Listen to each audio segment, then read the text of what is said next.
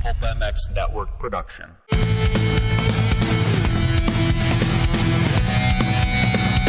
It's the PulpMX Fantasy Podcast, brought to you by Pro Taper, Fly Racing, 100% Goggles, Interwest Hemp, and Motorsport.com.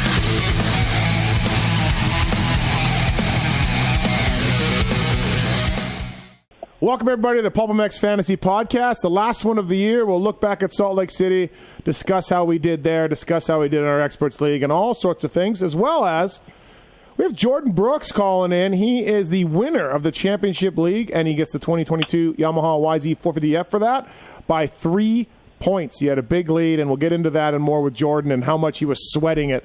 But, yeah, thanks to everybody for listening to the podcast. Thanks for playing all year long. We got the motocross season coming up, and another 2 motorcycles to give away after that is over. All right, hey, before we let's save the suspense of the 450 team and my ranting about a Justin Bogle. Let's save that for the end here of the podcast and talk to Jordan Brooks, the winner of the Championship League and the YZ450. So here's a conversation with all of us and the guy who actually won something this year, won a motorcycle. All right, so have a listen, everybody. We'll be right back after this. All right, everybody, on the PulpMX Fantasy Pod, as promised, we have the winner of the 2022 Yamaha YZ450F for the Championship League for Supercross. It is Jordan Brooks. Jordan, congratulations, man. Thanks for playing the game, and congratulations on the new Blue Crew, man. Yeah, thanks, guys. You know, appreciate the opportunity, Steve, putting this whole thing together. Such a cool thing that you do here with this this fantasy group, and just proud to be on top, man. It was a grind all season, that's for sure. Yeah, and so, Marks, you're on the line, too, for this, and you were telling us during the day, Travis, you were monitoring Jordan's team, and he almost lost the Blue Crew on the final round. Dude, I was watching it, and I was like, oh no, because he had a pretty good lead, like a 49-point lead going into it, over third place, I think it was, who ended up getting close. And yeah, Shorty Brooks, Jordan, he had his worst event of the season at Salt Lake, which is not where you want to have your worst race. So it was, dude, I don't know how he managed the stress, but I would have been butt puckering so hard. Jordan, were you panicking? Oh, guys, it was gnarly. I mean, to say I was panicking is probably an understatement. You know, we started off so good. I felt so great about my team going into the main, and they had such great heat races. I'm like, man, I'm going to lock this in. This shouldn't be a problem. And even watching the 450 main, I knew going into that all we needed was Benny Block to get 17th place, and it didn't matter what Bogle did. And Benny Block, I think, was running like 12th up until 5 minutes left or something like that. So feeling pretty good there. I'm like, there's no way he's gonna drop. And I don't, to this day, I still don't even know what happened to him. But I'm watching that leaderboard, and he goes 12, 13, 14, 15, 16, OUT. I look at my wife, I'm like, what the hell, OUT? And there he is sitting 20th. And I just dropped to the floor, and she's just like, no way, you just lost, you know, because we thought we lost. And, yeah, it took us a while to celebrate, guys. I mean, I was hitting refresh a bunch of times, making sure the points weren't, you know, it didn't go in the other way, but yeah, we squeaked by with the 3-point win there. Yeah, Enzo, you had Enzo, his bike broke 6 points. Cade Clayson's bike broke 10 points. Benny crushes out 10 points. The girl behind you had Bogle and Thrasher. Bogle was on his good week, and we're going to get into that more because Marks and I are absolutely bitter at Justin Bogle right now, even though he's a great guy. And he had Nate Thrasher for 52. She had Nate Thrasher for 52. Like, yeah, this thing almost swung, Jordan. It was tough.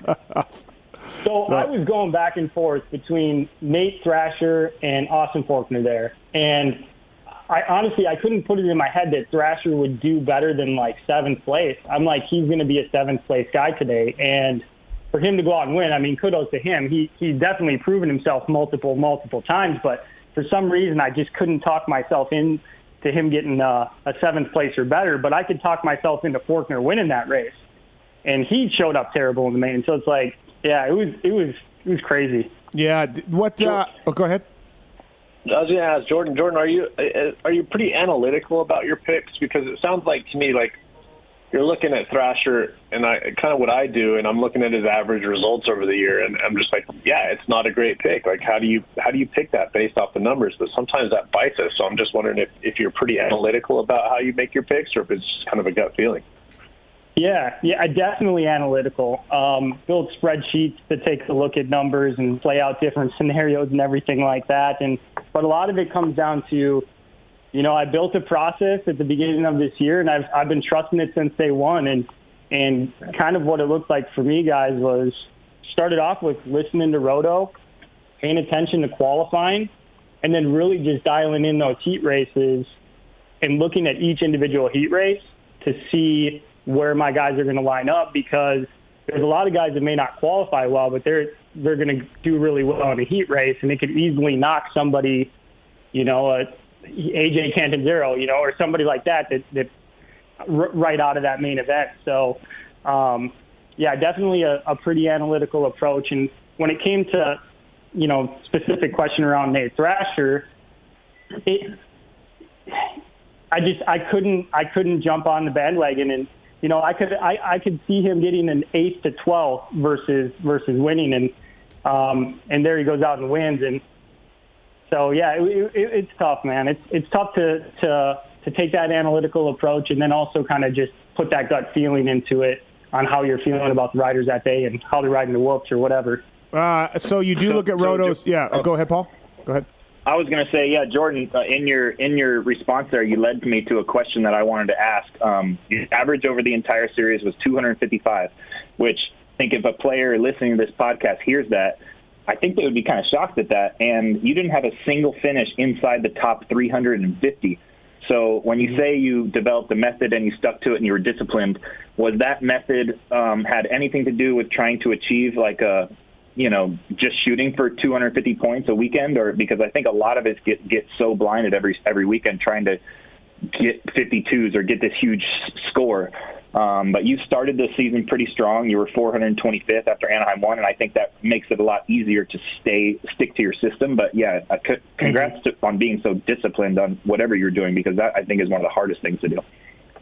Yeah, and I agree. I never went into a week trying to be a superstar that week and kind of consider myself like that Dungy guy where it's just consistency. I just wanted to be consistent, and my number one goal with this was just to make sure I had all my guys in the main event. So that's why, after qualifying, I would pay a lot of attention to those heat races, because I would be able to get a good feeling for, a higher handicap guy if he's going to qualify right out of that heat race, like a Josh Cartwright, for example.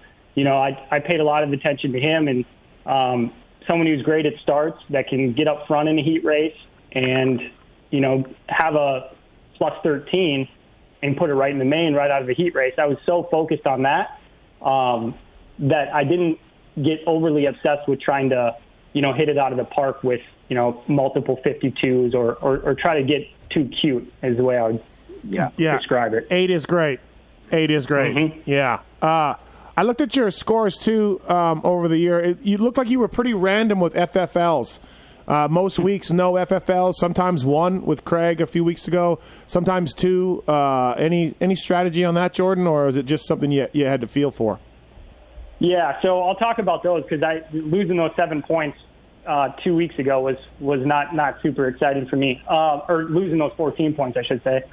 FFLs for me, any of the Triple Crown series, I'm doing both, because your guys have 3 chances to get it. Mm-hmm. So that's a guaranteed lock on the Triple Crown.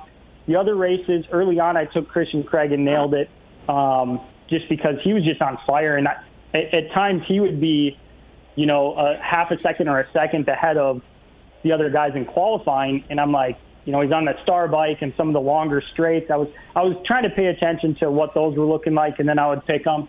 Honestly, I'm not a big fan of the first to the finish line, because there's so many good guys out there. Mm-hmm. 2 weeks ago, I picked Christian Craig.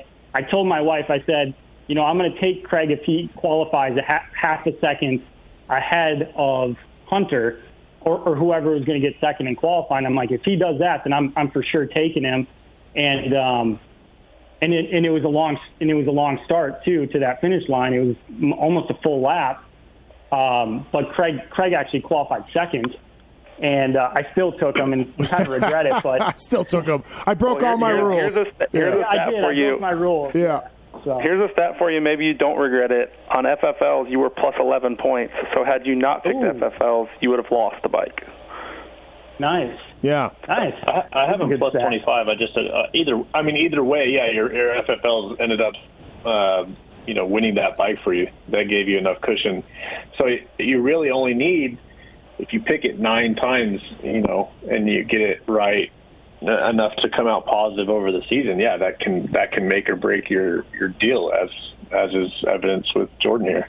Yeah, good. Yeah, it's definitely something to remember. We got Jordan Brooks on the line, the winner of the bike. Do you have a bike now? Are you going to keep this? What's the plans for the new Blue Crew 450?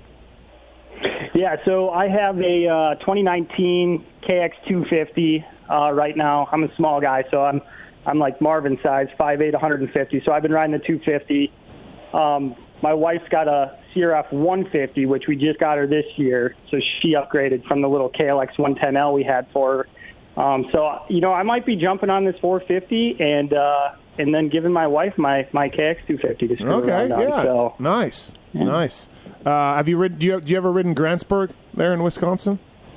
No, I haven't ridden Grantsburg, but Steve, I heard you talking to Dungy earlier this week and naming all the D23 tracks. Yeah, so I thought that was pretty cool. Yeah, I spent a lot of time up there, so I've raced a lot of those tracks in there. So, and you live in Wisconsin now, but you're close to Minnesota.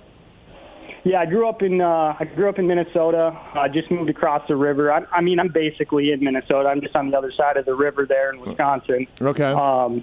So I work in Minnesota and travel to Minnesota all the time, every day. So yep. Well, that's where I'm riding. Nice. Anything else for Jordan from the experts here? Oh man, you did good. Like Paul said, being disciplined is tough. We've all played this game for a long time, and we've seen it every year. You don't need to win weekends, and most of the time, the person who wins the week doesn't win a weekend. You did good, man. Congrats. Perfect. Thank you, guys. All right. Well, hey, thanks for playing. Appreciate it. Thank you, of course, to Yamaha for doing this giveaway. And, so, all right, let's try to win another one, Jordan, for outdoors, All right. No problem, guys. I appreciate you, Steve, for putting this together. And this is such a cool thing. I want to say it gives you the opportunity to really take a look at some of these riders that are mid-pack or even deep in the pack. And I think that's what makes it really exciting and makes each weekend even that much more fun to watch. So, yeah, thank you. I appreciate it. I agree. It's Dan and Paul's game, Jordan. That's what we really need to remember. It's really Dan and Paul. But thanks, Dan. I appreciate it, guys. Thanks very much, man. Thanks for playing. Good luck. And again, the bike will be coming. John from Yamaha will be in touch, and we'll work all that out. Thanks, Jordan. All right, appreciate it, guys. Thanks. All right, thank you, man. Appreciate it, Jordan. Thanks. Good stuff from Jordan. Looks like his girlfriend's going to get that, the KX250, Paul, and he's going to step up to Blue Crew. Yeah, man, it's awesome to see. I mean, he was crazy consistent all year. Like, I'm pumped for him that he won a bike. And again, like you guys have just heard in his interview, he wasn't very good weekly, but man, so disciplined and so consistent over the season, and he's going to be riding on Blue Crew now. How many times, Paul, are we going to talk about the winners of either Idiots or the Championship League just being consistent, not killing it every week before we learn to just be consistent and not try to kill it every week? How many seasons in a row here are we going to learn this? Probably infinity into the future, because we just simply do not have the discipline. We just go for the low-hanging fruit every time. We don't stick to a system, and we pay the consequences. Just get 8 in, and hopefully your guy doesn't hit the wall or his bike doesn't break. Get 8 in. And that's the secret, everybody. All right, to this game. 450. His lowest score until Daytona was Daytona at 230. Like he was consistent, but his scores were still pretty decent. The key is get 8 in, and have them get double, and you'll be probably sitting pretty. So, that's well done. That's true.